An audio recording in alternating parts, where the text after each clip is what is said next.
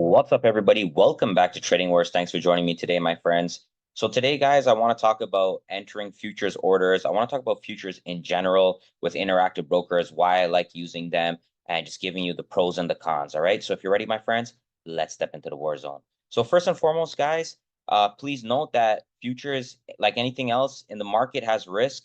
And I have full disclaimer below. Make sure you guys understand that futures has margin. Okay. And margin cuts both ways, meaning it can really help you to grow your account, or you can really help you to lose your account pretty quickly. Okay. So I always use a stop loss when I trade with futures. There's no ifs, ands, or maybes. And I'm going to show you how I do that.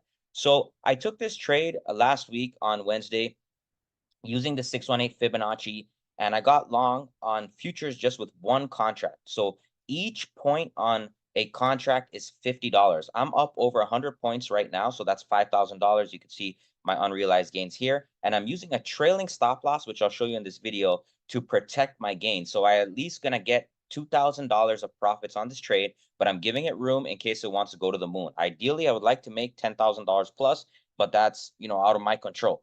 What I can do is take the trade and manage it.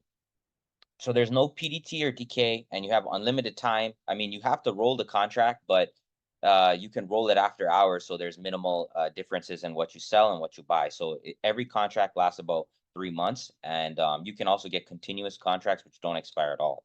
Okay, so let's go ahead here, and I'll walk you through Interactive Brokers. So let's use this example of getting long at 47.54. Okay, so let's go in right here. Okay, so the first thing that I want to point out is there is MES and there's also ES. Okay, so with ES, that's for bigger accounts like the account that I'm trading with. It has a good enough balance to maintain the margin on ES, but most of you guys will be using MES because MES, each point is only $5. So it's 1/10 of a contract. So that's going to really help you guys with small accounts. All right, so anyways, let's go in here. So I already had this order queued up. But let me just show you guys how to do this real quick. So what you want to do in here in your order entry is type in MES, okay? Hit enter, and then you're going to go to the futures. So you always want to get the next contract. So the one that's trading right now is to the end of March. So you click on that, okay? And then in this situation, I want it to buy, all right? So what you can do is you can just do a buy order and just get in without a stop loss. But like I said, I always recommend having a stop loss. And the way you do that is, so let's say we wanted to buy here at 48, let's just say 48.68.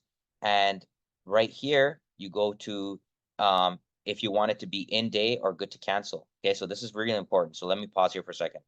Good to cancel means if you want that order open forever. Okay, it'll only cancel when you cancel it or when the contract expires.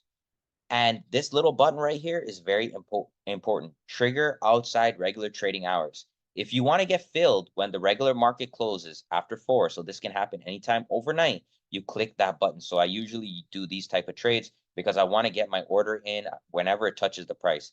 And then from here, you click advanced and you can add a profit taker and a stop loss. Just write them in there. Again, good to cancel, trigger outside regular trading hours for your stop loss. That's important because if it hits the stop loss after hours and you don't have it to trigger, you will not, the order will not liquidate your position, meaning you can be under more than you want. You can lose more than you want.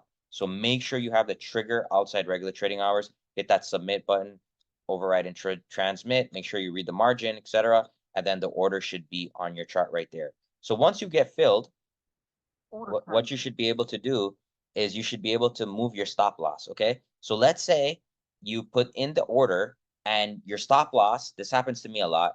I didn't hit the outside regular trading hours, so it just disappeared. So then you just go back in here. So let's say you have one contract, hit sell, and then you go stop. So you might not see it off the bat, hit the hidden and hit stop. Okay. So this is my stop loss, sell, stop. And then let's say I want it at 4, let's just say 4850.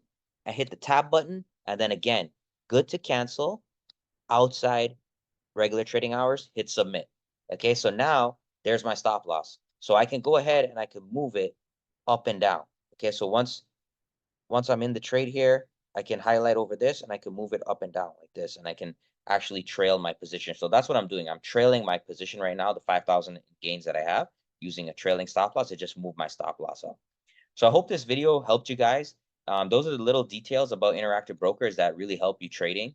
And like I said, guys, full disclaimer below, futures does involve a lot of risk. So make sure when you're trading futures, you have to have a stop loss. Okay. With options, when I trade them, I'm a little bit more lenient because I go, I'm just putting in full risk.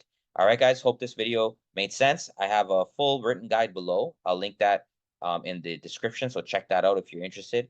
And just wanted to share some love on the weekend, share some gains with you guys. Love you all. Take care. Check me out, tradingwars.com, if you guys want more on what I do. And otherwise, have a great weekend. Take care.